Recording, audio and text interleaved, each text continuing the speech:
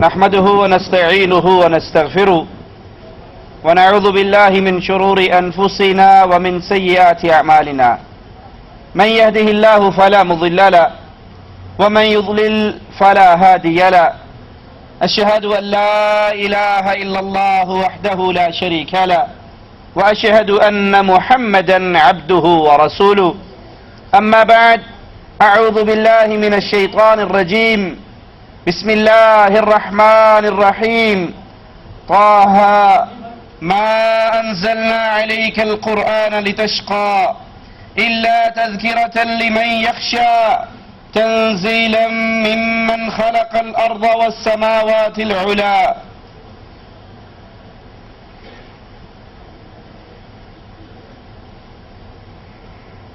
آسمان کے تارے اتنے زیادہ اور لا تعداد ہیں کہ کوئی ان تاروں کو گننا چاہے باوجود کوشش کے وہ ان تاروں کو گن نہیں سکتا. امت محمد کریم صلی اللہ علیہ وسلم میں ایک ایسی ہستی اور ایک ایسی ذات بھی ہے جس طرح پوری دنیا کوشش کر لے آسمان کے تاروں کو نہیں گن سکتی، اسی طرح آقا علیہ الصلوۃ والسلام کے اس ساتھی اور اس صحابی کی نیکیوں کو بھی کوئی نہیں گن سکتا. عائشہ رضی اللہ تعالی عنہا مومنوں کی ماں آسمان پہ چمکتے ہوئے تاروں کو دیکھتی ہیں، آقا علیہ الصلوۃ والسلام سے سوال کرتی ہیں، یا رسول اللہ صلی اللہ علیہ وسلم، جس طرح یہ آسمان کے لا تعداد تارے ان کو کوئی گن نہیں سکتا، کیا آپ کی امت میں کوئی خوش نصیب ہے کہ اس کی نیکیاں بھی اتنی ہی ہو جتنی آسمان کے یہ ستارے ہیں؟ رسول کریم صلی اللہ علیہ وسلم مسکرائے، کہا ہاں عائشہ، میری امت میں ایک شخص ہے جس طرح کوئی آسمان کے ستاروں کو نہیں گن سکتا، اسی طرح عمر ابن خطاب کی نیکیوں کو بھی کوئی نہیں گن سکتا. عمر ابن خطاب رضی اللہ عنہ وارضا، جن کی کنیت ابو حفص، ولادت رسول صلی اللہ علیہ وسلم کے 13ویں سال مکہ میں پیدا ہوئے. زمانہ جہلیت میں، دور جہلیت میں بھی عرب کی سفارت کا عہدہ امیر عمر رضی اللہ عنہ وارضا کے پاس تھا. تجارت آپ کا پیشہ، اور اسی تجارت کے پیشے سے منسلک ہو کر اتنی ترقی پائی کہ شاہان روم و فارس کے دربار میں آپ کا اثر و رسوخ تھا. نبوت کے 6 سال عمر رضی اللہ عنہ وارضا لا الہ الا اللہ کے توحیدی نعرے کو اپنے سینے سے لگاتے ہیں، اسلام میں داخل ہوتے ہیں، اور اسلام لانے سے پہلے مسلمانوں کے اور آقا علیہ الصلوۃ والسلام کے شدید ترین مخالف اور دشمن ایک دن گلے میں تلوار لٹکائی ہوئی غصے سے گزر رہے. ایک مسلمان جس نے اپنے ایمان کو ابھی تک چھپایا ہوا تھا، وہ دیکھتے ہیں تو کہتے ہیں عمر کہاں کا ارادہ ہے؟ غصے میں ہو، ننگی تلوار گلے میں ہے. کہا آج میں محمد صلی اللہ علیہ وسلم کو قتل کرنے کے لیے جا رہا، نعوذ باللہ، کیونکہ اس نے ہمارے قریشی سرداروں کو بے وقوف گردانا ہے اور ہمارے معبودوں کے بارے میں غلط بات کہتا ہے، غلط جملے کہتا ہے، ان کی توہین کرتا ہے. اور یہاں پر اس جملے کو کبھی نہ بھولیے، رسول کریم صلی اللہ علیہ وسلم جن کے اخلاق سے پیارا اخلاق کسی اور کا، جن کی میٹھی اور شیریں زبان سے پیاری گفتگو اور زبان کسی کی نہیں. سائل کہتا ہے عائشہ رضی اللہ تعالی عنہا کو، میرے نبی کا اخلاق کیسا تھا؟ مومنوں کی ماں، اہل ایمان کی ماں جواب میں پوچھتی ہے، کیا تو نے رب کے قرآن کو نہیں پڑھا؟ کہا مومنوں کی ماں قرآن تو پڑھا ہے، کہا پورا قرآن محمد کا اخلاق ہے صلی اللہ علیہ وسلم.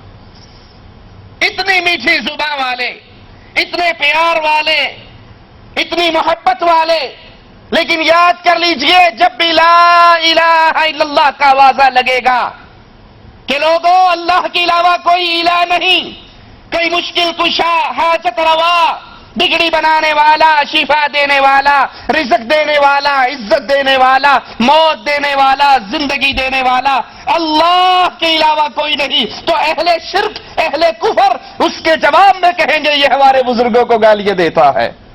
آج بھی یہی اعتراض ہوتا ہے جب ہم لا الہ الا اللہ کی دعوت دیتے ہیں تو اہل شرک جواب میں کہتے ہیں یہ ہمارے بزرگوں کی توہین کرتا ہے. ہمیں تو چھوڑیے، ہم تو آقا امام کائنات، امام آدم، امام الانبیاء جناب محمد الرسول اللہ صلی اللہ علیہ وسلم کے مبارک قدموں سے اڑنے والی خاک کے ایک ذرے کے برابر بھی نہیں. لیکن جب امام الانبیاء نے، امام اعظم نے لا الہ الا اللہ کے آوازے کو مکہ کی گلیوں میں بلند کیا، اس وقت کے کفار نے بھی جواب میں وہی کہا تھا جو آج اہل توحید کو اہل شرک کہتے ہیں کہ یہ ہمارے بزرگوں کو گالیاں دیتا ہے. اور محمد صلی اللہ علیہ وسلم نے کسی کو گالی کہا یہ ہمارے معبودوں کو برا کہتا ہے، ہمارے قریشی سرداروں کو بیوقوف سمجھتا ہے. آج میں اس کی گردن کاٹنے کے لیے جا رہا ہوں. وہ کہتے ہیں تو بڑی بری راہ پہ جا رہا ہے، تو بڑے خطرناک راستے پہ جا رہا ہے، کسی اچھے کام کے لیے نہیں جا رہا. جواب میں کہتے ہیں لگتا ہے کہ تو بھی مسلمان ہو چکا ہے، میں محمد صلی اللہ علیہ وسلم سے پہلے تیرا ہی کام سٹارٹ کیوں نہ کروں. کہا میری طرح بڑھنے والے، جس اسلام کے امام اور نبی کو مٹانے کا سوچا ہے وہ اسلام تو ہے خطاب کے بیٹے تیرے گھر میں داخل ہو چکا ہے. کہا کیا مطلب؟ کہا تیری بہن اور تیرا بہنوئی لا الہ الا اللہ پڑھ کر محمد کے مریدوں میں شامل ہو چکے ہیں صلی اللہ علیہ وسلم. وہیں سے اپنا راستہ پلٹتے ہیں، غصے کی کیفیت میں بہن کے دروازے پر پہنچتے ہیں، دروازہ بجاتے ہیں، دروازے پہ کھڑے اندر سے قرآن پڑھنے کی آوازیں آ رہی. آقا علیہ الصلوۃ والسلام کچھ مسلمانوں کو ابتدائی ایام میں دوسرے مسلمانوں کی کفالت میں دے دیا کرتے تھے اور ان کے ذمے ان کو قرآن کی تعلیم دینا ہوتی. قرآن کی آواز سنتے ہیں، دروازہ بجاتے ہیں، بہن پوچھتی ہے کون ہے؟ جواب میں کہتے ہیں خطاب کا بیٹا ہے. دروازہ کھلتا ہے، اپنی بہن کو مارنا شروع کر دیتے ہیں. اس مسلمان ہونے کی وجہ سے، اس کلمہ پڑھ لینے کی وجہ سے اپنے بہنوئی کو مارتے ہیں، بہن کو مارتے ہیں. یہاں کے بہن لہو لہان ہو جاتی ہے، لیکن جس کا عمر بیٹا تھا اس کی وہ بیٹی تھی. خطاب کا بیٹا عمر تھا تو بہن بھی تو عمر کی تھی. جواب میں کہتی ہے بھائی تیرا جی چاہے آج میری گردن کو قلم کر دے، میں کلمہ پڑھ چکی ہوں، میں اس سے پیچھے نہیں ہٹ سکتی. جب بہن کو خون آلود دیکھتے ہیں غصہ تھمتا ہے، گھر میں بیٹھتے ہیں، ایک کتاب پہ نظر پڑتی ہے جس پہ لکھا ہوا ہے بسم اللہ الرحمن الرحیم. اس کتاب کو لیتے ہیں، ان آیات کی تلاوت کرتے ہیں، اور وہ آیات کیا ہے؟ طٰہٰ ما انزلنا علیک القرآن لتشقى الا تذکرة لمن یخشى تنزیلا ممن خلق الارض والسماوات العلی. اس کو پڑھتے ہیں، ایمان امیر عمر کے دل میں داخل ہو جاتا ہے، بے اختیار پکار اٹھتے ہیں اشہد اللہ الہ الا اللہ. وہ صحابہ جو اس گھر میں موجود تھے، گھر والوں کو قرآن کی تلاوت سکھا رہے تھے، وہ چھپی ہوئی جگہ سے باہر نکلتے ہیں اور بلند آواز میں اللہ اکبر کا نعرہ لگاتے ہیں اور کہتے ہیں عمر ابھی چند دن پہلے ہی ہمارے آقا جناب محمد الرسول اللہ صلی اللہ علیہ وسلم نے اللہ سے دعا کی تھی، اے اللہ اسلام کو عزت بخش دو میں سے کسی ایک انسان سے، یا عمر ابن حشام کو لا الہ الا اللہ کی توفیق دے دے، یا عمر ابن خطاب کو مسلمانوں کی صف میں شامل کر دے. عمر ہمیں یقین ہے ہمارے نبی کی دعا تیرے حق میں اللہ نے قبول کر لی ہے. کہتے ہیں مجھے اپنے نبی کے پاس لے کر چلو۔ عمر بن خطاب رضی اللہ عنہ وارضا رسول کریم صلی اللہ علیہ وسلم کے پاس آتے ہیں، دروازہ بجتا ہے، مسلمان اندر سے پوچھتے ہیں کون ہے؟ جواب میں کہتے ہیں عمر ہوں۔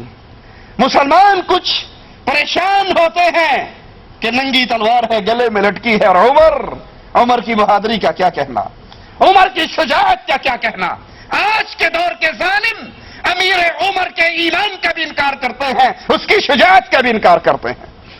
فاضل علوی ایک شیعہ ذاکر ہے، وہ کہتا ہے اس عمر نے رضی اللہ عنہ وارضا، ابو بکر، عمر، عثمان تینوں نے مل کر کسی کو ایک چاقو بھی نہیں مارا، تو بہن کو مارنے سے تو کوئی بہادر نہیں بنتا۔ لا حول ولا قوت الا باللہ۔ جن بندے نا مسرت جگر دی تختی تے فاضل دے لفظ لکھ لے مر جانے یاد رکھے۔ یہودی اپنے والے پاس کھچے کتا نبی جائے، یہودی سوچے بھی اگے تا وڈیا نا سائیں اور ہوں نبی ال جانا پیا۔ جتنے بندے رسول دے نال آئے نا انہاں کول ہور تے کسے جنگ وچ بندہ مویا کوئی۔ مینوں قرآن دی قسم غازی دا عالم سامنے جڑا بندہ مینوں کسے روایت وچ دکھائے نا بے نہ رل کے بھی کسے نوں چاقو مارے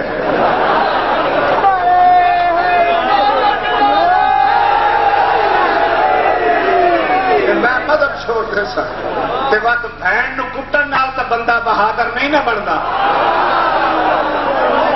یہ عمر کے ایمان کے منکر، یہ عمر کی بہادری کے منکر، اور جو صحابہ کے ایمان کا منکر ہے مومن اس کو مومن نہیں مانا کرتے۔ حمزہ، اللہ کا شیر حمزہ رضی اللہ عنہ وارضا، سید الشہداء حمزہ اندر بیٹھے ہیں۔ جب پتہ لگتا ہے کہ عمر ابن خطاب آیا ہے، کہتے ہیں دروازہ کھول دو۔ اگر یہ نیک نیت سے آیا ہے تو اس کو خوش آمدید کہا جائے گا، اور اگر یہ بری نیت سے آیا ہے حمزہ عمر کی تلوار سے عمر کی گردن کو کاٹ ڈالے گا۔ دروازہ کھلتا ہے، امیر عمر اندر داخل ہوتے ہیں، دو صحابہ اس کی بازوؤں کو پکڑتے ہیں۔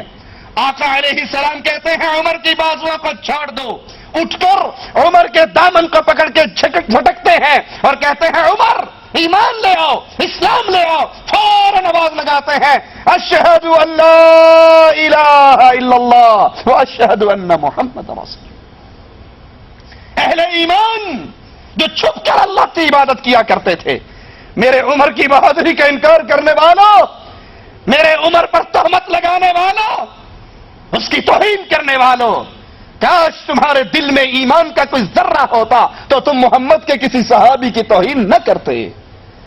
مسلمان چھپ کر اللہ کا نام لیا کرتے تھے، اور اس دن اتنی بلند آواز سے عمر کے اسلام لانے پر نعرہ تکبیر بلند ہوتا ہے کہ مکے کی گلیاں گونج اٹھتی ہیں۔